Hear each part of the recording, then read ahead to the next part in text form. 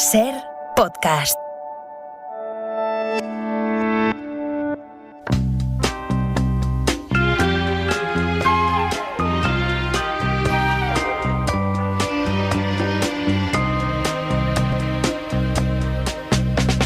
Si supieras lo que he hecho por venirte a ver, si supieras lo que he dicho por verte otra vez. Ha escrito los guiones de 10.000 kilómetros y Los días que vendrán con Carlos Marqués Marcet, también el de Petra con Jaime Rosales, y prepara Que nadie duerma junto a Antonio Méndez Esparza. Ha dirigido los cortos El adiós y Les bones nenes y este año debuta con su primer largometraje Libertad, que ha pasado por el Festival de Cannes. Otra vez, venga, do, re, mi, con la mano un poco levantadita, así. Yo no soy una niña bien. Nora, por favor. Y me coge de la cintura. Mi mamá trabaja para ustedes. Ya, pero es como de la familia, ¿no? Qué descaro, ¿cómo que de la familia? Ella le limpia el culo a su abuela y el resto no lo hace. Mi forma de ser, si supieras lo que invento por volverte a ver. Clara Roquet, ¿qué tal? ¿Cómo estás? Muy bien, muy contenta de estar aquí con vosotros. Bueno, Libertad, después de todo este viaje, llega por fin a los cines. La verdad es que ha sido como un periplo por cada... No sé qué festival ha sido casi más sonado, ¿no?, que el anterior. Pero ahora ya la película va a enfrentarse al público real, ¿no?, a los más cinéfilos, ¿no? ¿Cómo estás o cómo lo ves? ¿Cómo te preparas? Pues estoy muy contenta y muy emocionada de que finalmente llegue a las salas. La verdad es que ha sido muy largo también por el tema del COVID, que la tuvimos guardada como un tiempo y al final las películas las hacemos para que las vea la gente, o sea que tenía muchas ganas de que llegase este momento. ¿Y cómo has vivido el proceso de dirigir tu primer largometraje? Venías de escribir, que muchas veces no se dice, no lo sé, ahora tú nos dirás, un trabajo más solitario, ¿no? Y el trabajo de dirigir, pues el proceso creativo es mucho más amplio. He tenido mucha suerte de poder trabajar con amigos. Yo siempre me da un poco de miedo el paso a la dirección, porque yo siempre he visto que el trabajo de dirección me lo pensaba que era una cosa como de una autoridad, ¿no? Yo pensaba, ¿yo qué autoridad tengo para estar aquí dirigiendo? Y lo que descubrí haciendo los cortos es que si te rodeas de un grupo de amigos, en mucho caso amigas, porque éramos muchas mujeres en el set, el proceso se vuelve mucho más de un proceso de colaboración y te sientes muy arropada. Y yo en el set de Libertad me sentí muy así. Y decías lo de las amigas, que es curioso porque, claro, hay un grupo de directoras, de realizadoras, casi todas afincadas en Cataluña, o que habéis estado o habéis estudiado en Cataluña, sois de Cataluña, y que curiosamente, aunque hagáis vuestras cosas, os apoyáis mutuamente, ¿no? Está Belén Funes, que también participa en Libertad, pero hay otras directoras... No sé si también ese grupo fortalece que las dinámicas de dirigir sean diferentes en este, no sé si llamarlo nuevo cine catalán o nuevo cine español, pero bueno, podría ser unas nuevas conversaciones de Salamanca, ¿no? Sí, porque también están luego aquí Julia de Paz y está Ainhoa Rodríguez, que estuve con ella en Marsella. Ahora, o sea, yo creo que es una ola muy extendida en toda España. Y lo bueno es que no, muchas veces nos consideran esta cosa de etiqueta, generación, ¿no? Pero en realidad somos amigas y hemos encontrado muchas formas de colaborar y de apoyarnos. Por ejemplo, con Carla Simón, pues ella ha visto el montaje, me ha dado notas, yo me he leído su guión y nos pasa eso, Belén fue la script de la película. Y te sientes como que tienes una comunidad, ¿no?, con quien puedes confiar y que también obviamente incluye a hombres como Carlos Marqués, que siempre dice, yo también quiero ser una más de la generación, no me dejéis fuera. Bueno, y esta primera historia, que coges cosas de tus cortos, ¿no? Está esa relación de clase, de privilegio, y luego el tema de pues iniciación, el verano adolescente. ¿Cómo ha sido unificar esos dos temas? No sé si ha sido lo más complicado, unir esas dos historias. Es curioso, que la película realmente es una cosa que he hecho completamente involuntariamente. Condensa los dos temas de mis dos cortometrajes. Yo creo que al final todos escribimos siempre sobre la misma película. Vamos escribiendo sobre los mismos temas, tenemos nuestras obsesiones y vamos ahí como dando vueltas y no podemos escapar. De hecho, ahora mi próxima película va a ir un poco sobre el mundo de los caballos, que toco en mi segundo cortometraje. Sí. O sea, voy a seguir así, como repitiéndome para siempre. Y en cuanto al tema del privilegio de clase, que quizá no ha sido tan tratado, por lo menos no tan desarrollado en el cine español, ¿no? Claro, no sé si era necesario contar, tú eliges el punto de vista desde la chica con el privilegio, ¿no?, que se da cuenta de ese privilegio. No sé si era necesario contarlo desde ahí, o era más fácil contarlo desde ahí. Para mí era más fácil porque era más cercano a mi punto de vista, y creo que a veces lo que hacemos los cineastas es agarramos el punto de vista del personaje que tiene más conflicto, que normalmente es el personaje que más desfavorecido, pero a mí me parecía más honesto hacer una crítica desde el privilegio, porque era un lugar más conocido para mí y que entendía mejor y que podía retratar mejor en mi ópera prima, ¿no? Y para mí es cierto que no hay tantas obras en España sobre el privilegio, y las hay más de un tipo de cine que es un cine más al margen, normalmente, y creo que es un tema fundamental y que hay que tratar más. Y esa idea, tomar tu punto de vista, que dices que te parecía más honesto, no sé si también nace ¿hay algún sentido de culpa o no? Totalmente. A veces decíamos la broma que esta es una película que nace de la culpa de clase o la culpa del privilegio.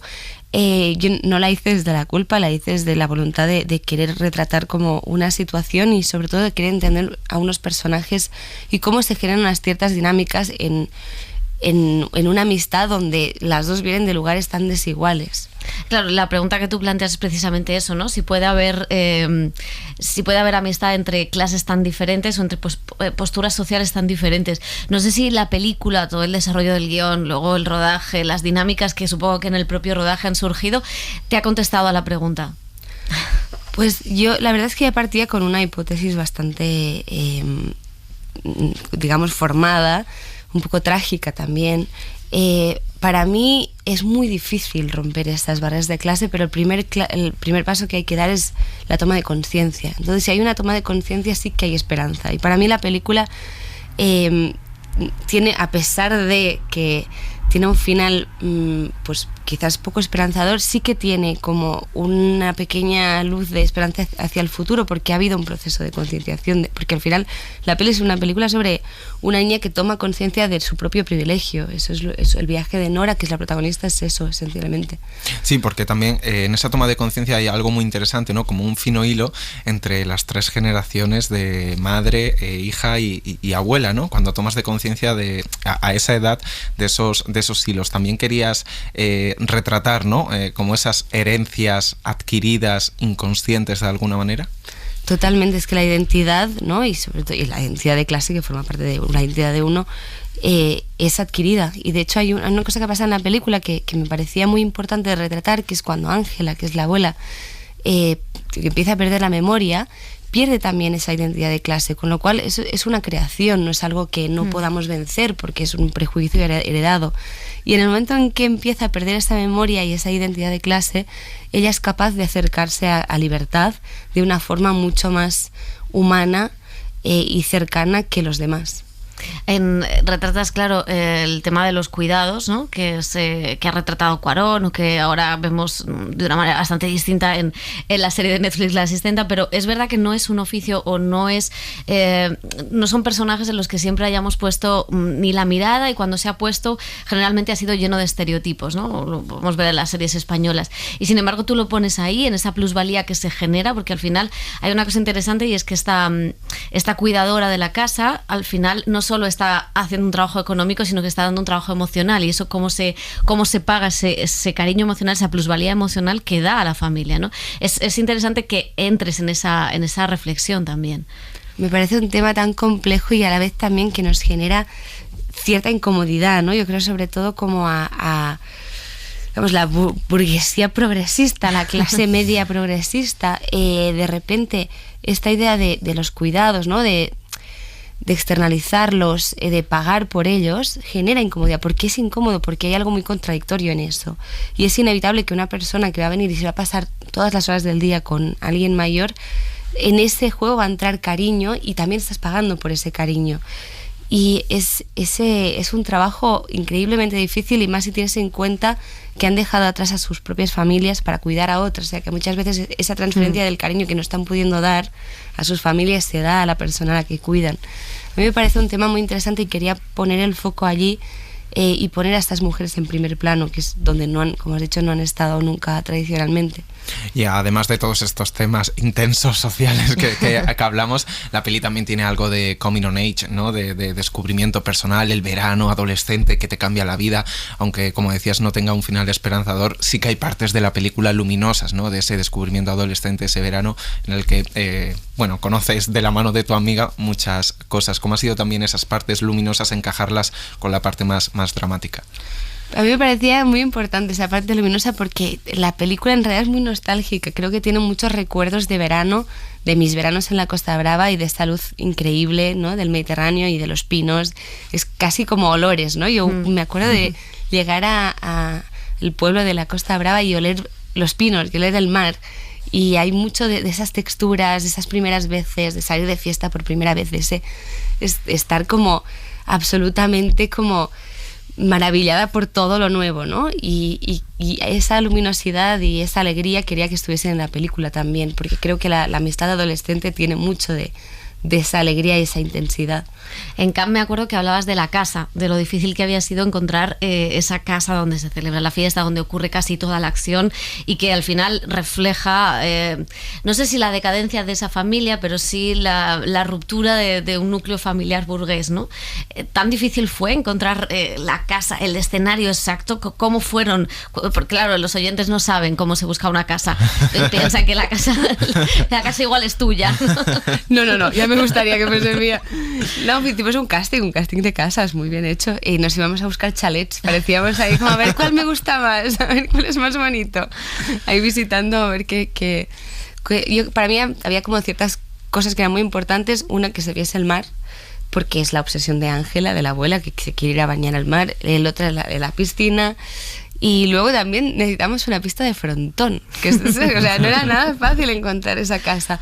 Pero para mí la casa simboliza una época, ¿no? Que es los 60, los 70, toda una época de España donde se crearon estas casas que pertenecían a estas familias, donde toda la familia entera, como primos, hermanos, todo el mundo iba a pasar los veranos allí, y representa esta familia como tan nuclear española que se está deshaciendo. Ese concepto de familia lo estamos perdiendo y esas casas ya no existen, se están vendiendo, ya no creo que recuperemos esa memoria, ¿no? Y había algo de situarlo en esa casa que representa muy bien esa época para reflejar todo ese tiempo y toda esa nostalgia que contiene la película. Imagino que el trabajo también de la búsqueda de vestuario fue divertido, porque Nora Navas nos contaba claro, estoy encantada con todos los outfits que han seleccionado porque tenía súper interiorizado como señora de verano, va a la playa, ¿no? Con todo.